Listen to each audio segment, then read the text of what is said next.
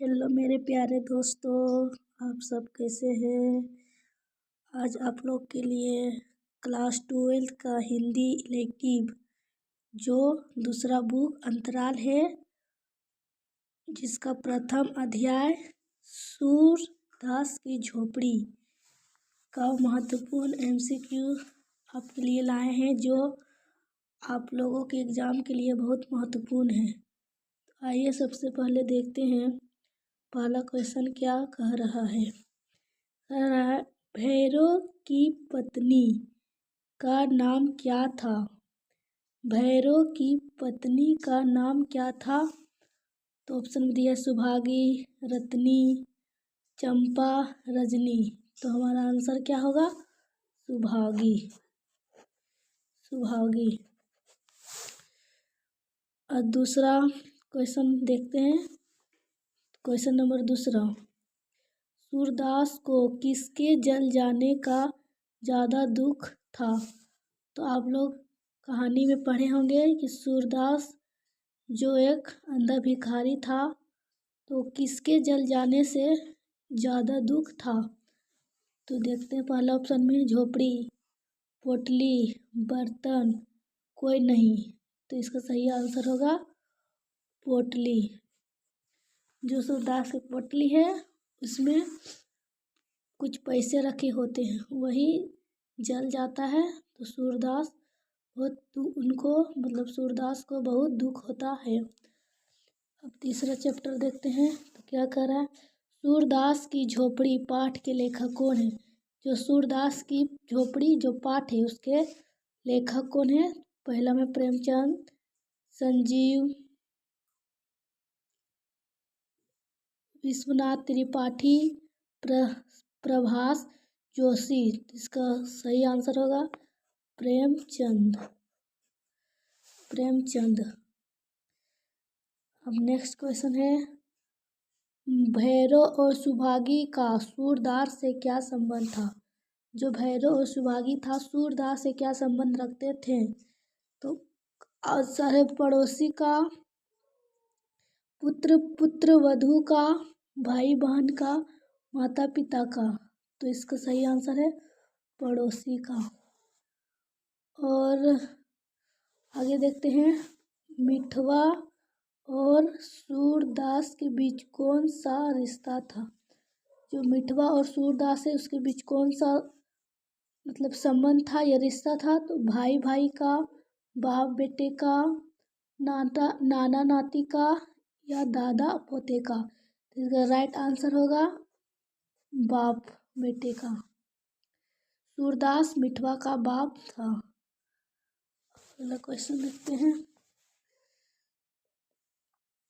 तो 6 में क्या बोल रहा है, भैरव को सूरदास के प्रति उकसाने का कार्य किसने किया।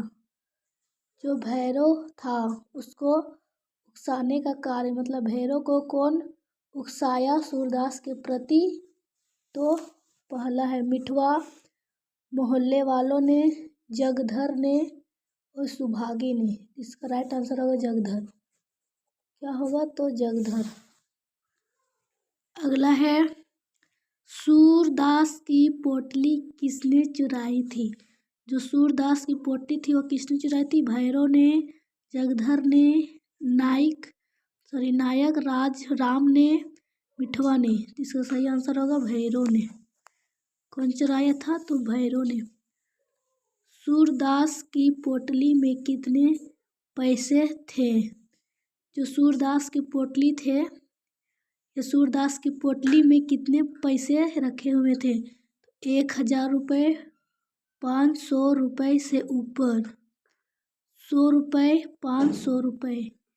इसका सही उत्तर होगा 500 ऊपर, 500 रुपये से अधिक। अब नेक्स्ट देखते हैं, सूरदास ने पैसे कैसे जमा किए थे।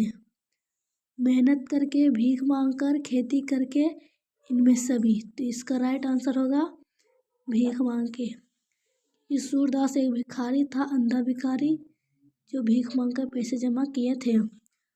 अब क्वेश्चन नंबर 10 देखते हैं, जगधर कैसा व्यक्ति था। सामान्य, धनी, निर्धन, लालची। इसका राइट आंसर होगा डी, लालची। अब अगला देखते हैं क्वेश्चन नंबर 11। सूरदास की झोपड़ी किस विधा में लिखा गया है? निबंध, कविता, उपन्यास, एकांकी। इसका राइट आंसर होगा उपन्यास। अब क्वेश्चन नंबर 12। सूरदास की झोपड़ी पाठ में सूरदास कौन है? जो सूरदास की झोपड़ी जो चैप्टर है तो उसमें बोला गया है कि सूरदास कौन है? तो कृष्ण भक्त, कवि, भिखारी या इनमें से कोई नहीं। इसका राइट आंसर होगा ऑप्शन नंबर सी, भिखारी।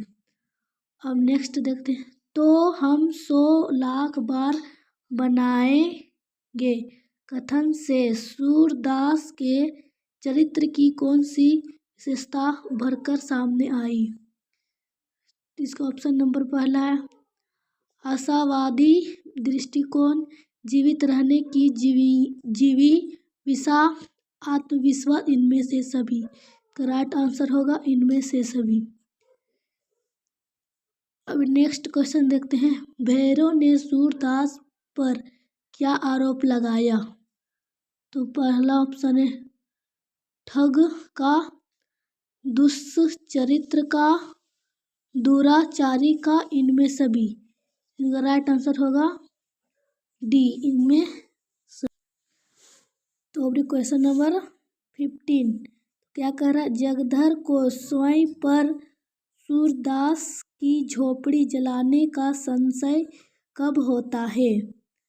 तो ऑप्शन नंबर है ए, जब वह भैरव के पास जाता है, जब वह सूरदास से बात करता है, जब वह नायक राम की बात सुनता है, इनमें सभी। तो इसका सही आंसर होगा question number option number C. तो नेक्स्ट देखते हैं। सूरदास द्वारा पोटली में जोड़कर रखे रुपए से क्या करने की योजना बनाई गई थी? जो सूरदास है वह अपने पोटली में पैसे रखे हुए थे, लेकिन किस कार्य के लिए वह अपने पैसे इकट्ठा करके रखे हुआ था? तो अपने पुत्र मिठवा का विवाह करने के लिए, पितरों को पिंडदान करने की, अपने नामलेवा का उद्धार करने की, इनमें सभी। तो इसका राइट आंसर होगा डी, इनमें सभी। अब 17 देखते हैं। प्रेमचंद उर्दू में किस नाम से लिखते हैं? जो प्रेमचंद है वह उर्दू में किस नाम से लिखते हैं? तो पहला है धनपत राय, अमृत राय, नवाब राय, प्रेमचंद। तो राइट आंसर है ए, धनपत राय। और अगला क्या कर रहा है? जगधर किसका खोचा लगाता है? तो पहला में चाट, मिठाई, गोलगप्पे, इनमें सभी। राइट आंसर होगा मिठाई। तो जो अगला है, सुभागी सूरदास की झोपड़ी में क्यों छिपी थी? तो पहला सूरदास के पैसे चुराने के लिए, अपने पति की मार से बचने के लिए, सूरदास के प्रति अपने प्रेम को जताने के लिए, इनमें सभी। राइट आंसर होगा अपने पति की मार से बचने के लिए वह सूरदास की झोपड़ी में छिपी हुई थी। तो क्वेश्चन नंबर 20। प्रेमचंद उर्दू में किस नाम से लिखते हैं? तो फिर वही क्वेश्चन रिपीट हो गया जो अभी पढ़ के आ रहे हैं। इसका आंसर होगा धनपत राय। नेक्स्ट क्वेश्चन है। भैरव को सूरदास के खिलाफ उकसाने और भड़काने में किसकी भूमिका थी? तो अभी हम लोग देखते आए हैं तो किसकी थी?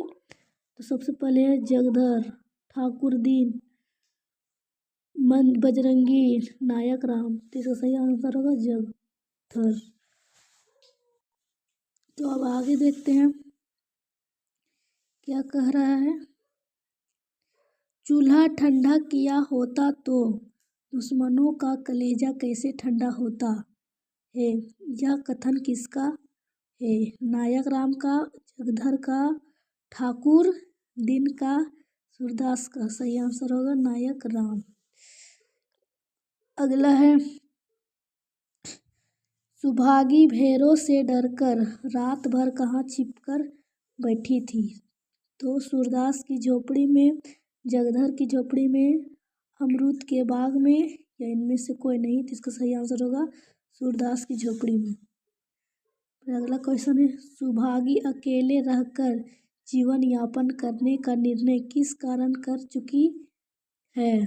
तो ऑप्शन है, भैरव के नीरस स्वभाव के कारण, अपने संतान उत्पन्न न होने के कारण, अपने पति का दूसरी स्त्री से संबंध होने के कारण, या सूरदास के समझाने के कारण। तो इसका सही आंसर होगा भैरव के नीरस स्वभाव के कारण। अभी नेक्स्ट क्वेश्चन है, जगधर भैरव को क्या सलाह देता है? जो जगधर है वह भैरव क्या सलाह देता है?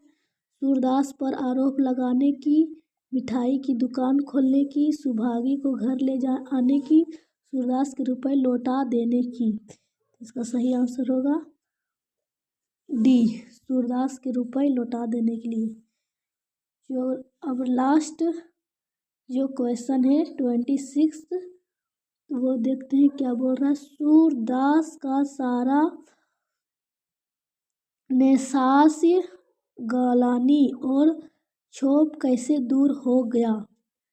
तो भृगु के द्वारा कहे गए शब्द से, पुत्र द्वारा भली भांति समझाने से, जगधर द्वारा आर्थिक सहायता करने से, सुभागी द्वारा भैरव से उसकी पैसों की पोटली वापस दिलाने से। तो इसका सही होगा, तो इसका आंसर सही होगा ए, घिसू के द्वारा कहे गए शब्द। तो आज का क्वेश्चन यहीं तक बनता है 26, जो आप लोग के लिए बहुत महत्वपूर्ण है। तो इसी बात को देखते हुए मेरी वीडियो यहीं समाप्त होती है। Thank you.